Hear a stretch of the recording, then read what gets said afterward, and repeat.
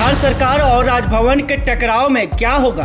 क्या पुराने पैटर्न पर होगी वीसी की नियुक्ति? बिहार सरकार किसी और को बनाएगी कुलाधिपति? बिहार में वीसी की नियुक्ति को लेकर शिक्षा विभाग और राजभवन आमने सामने हैं। बिहार में वीसी की नियुक्ति को लेकर दो विज्ञापन जारी कर दिया गया है। एक विज्ञापन राजभवन ने तो दूसरा विज्ञापन शिक्षा विभाग ने निकाला है, जिसको लेकर असमंजस की स्थिति बन गई है और उम्मीदवार परेशान हो गए हैं। लेकिन सवाल है कि आखिर ये लड़ाई कहां जाकर समाप्त होगी? इसको समझने के लिए लाइव सीरीज ने वरिष्ठ पत्रकार और शिक्षा से जुड़े मामलों के विशेषज्ञ डॉक्टर लक्ष्मीकांत सज्जल से बात की। देखिए वो क्या कुछ बता रहे हैं। राजभवन और शिक्षा विभाग, कहिए राज्य सरकार का विवाद इस मोड़ पर पहुंच चुका है कि हर कोई जानना चाह रहा है कि अब क्या होगा। दो ही विकल्प है। पहला विकल्प, राज्य सरकार जिस रास्ते पे गई है, यानी शिक्षा विभाग जिस रास्ते पे गया है, उससे लगता है कि कुलपतियों की नियुक्ति के मामले में विभाग पुराने पैटर्न पर लौटने वाला है। पुराना पैटर्न यानी सर्च कमेटी के पहले का पैटर्न। सर्च कमेटी के पहले के पैटर्न में राज्य सरकार द्वारा कुलपतियों की नियुक्ति के लिए नामों की अनुशंसा कुलाधिपति यानी राज्यपाल से की जाती थी। और दूसरा, यह संभावना भी लग रही है कि अब विवाद अगर और ज़्यादा बढ़ा, अगर इस मामले में राज्य सरकार या राजभवन दोनों में कोई पीछे हटने को तैयार नहीं हुआ, तो यह भी कर सकते हैं, यह भी संभव है कि राज्य सरकार कुलाधिपति का पद किसी और को दे सकती है। इसके लिए बिहार राज्य विश्वविद्यालय अधिनियम में संशोधन का प्रस्ताव लाया जा सकता है।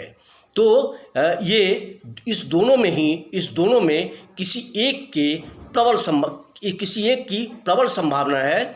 और फिलहाल तो ज़्यादातर सरकार या कहिए कि शिक्षा विभाग जिस रास्ते पर चला है, उससे यही लग रहा है कि अब सर्च कमेटी के माध्यम से नियुक्ति न होकर राज्य सरकार इस मामले में अडिग है कि हमारी अनुशंसा पर ही कुलपतियों की बहाली हो, और इसीलिए राज्य सरकार ने कुलाधिपति द्वारा मांगे गए आवेदन को नज़रअंदाज करते हुए या कहिए सीधे तौर पर इग्नोर करते हुए अलग से आवेदन मांगे हैं। और 5 विश्वविद्यालयों के लिए आवेदन इश्तहार के जरिए मांगे गए हैं। इश्तहार अखबारों में दिए गए हैं। अब देखना यह है कि इन दोनों में क्या होता है। सरकार पीछे हटती है या राजभवन पीछे हटता है। अब सवाल है कि आखिर वीसी नियुक्ति को लेकर बिहार सरकार और राजभवन आमने सामने क्यों है? चलिए इसको समझते हैं। दरअसल बिहार के 6 वीवी, बीआरबीयू, बीएनएमयू, केएसडीएसयू, एलएनएमयू, एकेयू, पीयू में कुलपतियों की नियुक्ति होनी है, जिसको लेकर पहले राजभवन ने 4 अगस्त को विज्ञापन जारी किया। वहीं अब 22 अगस्त को शिक्षा विभाग ने भी कुलपतियों की नियुक्ति के लिए विज्ञापन जारी कर दिया है। राजभवन की विज्ञप्ति के अनुसार 22 अगस्त तक आवेदन किया जा सकता है। वहीं शिक्षा विभाग के अनुसार 13 सितंबर तक आवेदन दे सकते हैं। शिक्षा विभाग और राजभवन के द्वारा अलग अलग विज्ञापन जारी किए जाने के बाद असमंजस की स्थिति उत्पन्न हो गई है। कई उम्मीदवार पहले ही राजभवन के विज्ञापन के लिए आवेदन कर चुके हैं। अब सवाल है कि आखिर शिक्षा विभाग के अपर मुख्य सचिव के पाठक राजभवन से क्यों टकरा रहे हैं? इस पर वरिष्ठ पत्रकार डॉक्टर लक्ष्मीकांत सज्जल क्या कह रहे हैं, वो भी देखिए। राजभवन और शिक्षा विभाग के बीच ताज़ा विवाद की शुरुआत 17 अगस्त को हुई। दरअसल हुआ यूँ कि शिक्षा विभाग के अपर मुख्य सचिव के रूप में के पाठक द्वारा कमान संभाले जाने के बाद सभी विश्वविद्यालयों को टास्क दिए गए थे। टास्क शैक्षिक सत्र नियमित करने को लेकर थे। इसके तहत सभी विश्वविद्यालयों का परीक्षा कैलेंडर का गजट किया गया। अब उसकी बारी बारी से उसके कार्यान्वयन की समीक्षा की जा रही थी।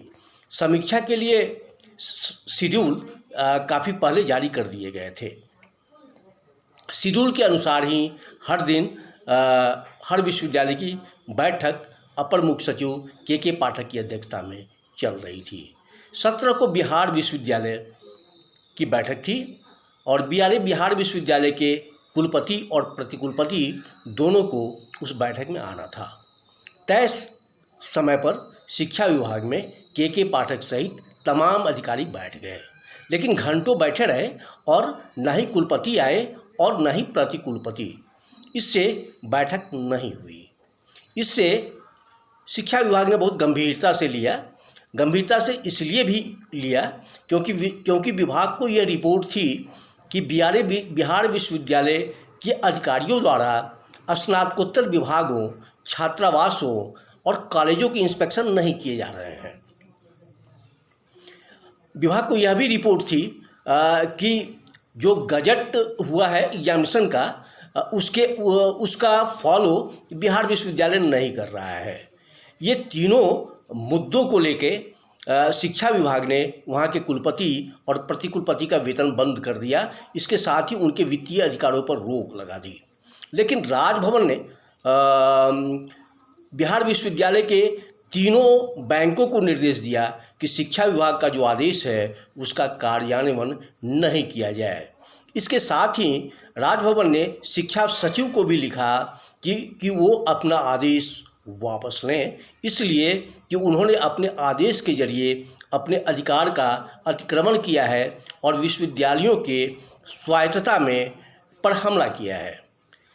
शिक्षा विभाग ने इसका राजभवन को जवाब देते हुए कहा कि बिहार राज्य विश्वविद्यालय अधिनियम में इस रूप में स्वायत्तता का कहीं कोई जिक्र नहीं है। राज्य सरकार विश्वविद्यालयों को हर साल 4000 करोड़ रुपए देती है, इसलिए विश्वविद्यालयों पर उसका सीधा नियंत्रण है वित्तीय मामलों में, परीक्षा संबंधी मामलों में। यहीं से विवाद बढ़ गया।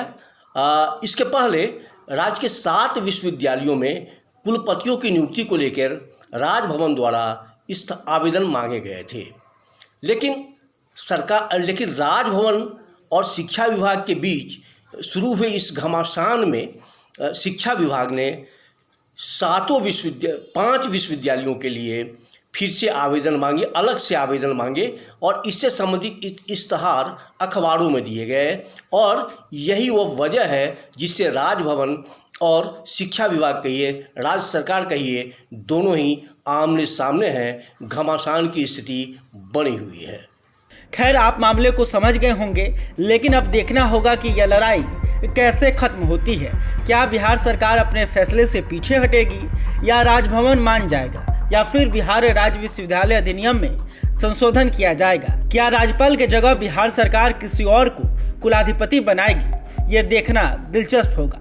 बहरहाल, अभी तक आपने हमारे चैनल को सब्सक्राइब नहीं किया है, तुरंत कर ले। इस खबर को लेकर आप क्या सोचते हैं कमेंट करके बता सकते हैं। वीडियो फेसबुक पर देख रहे हैं तो हमारे पेज को भी लाइक कर लें। बहुत बहुत धन्यवाद।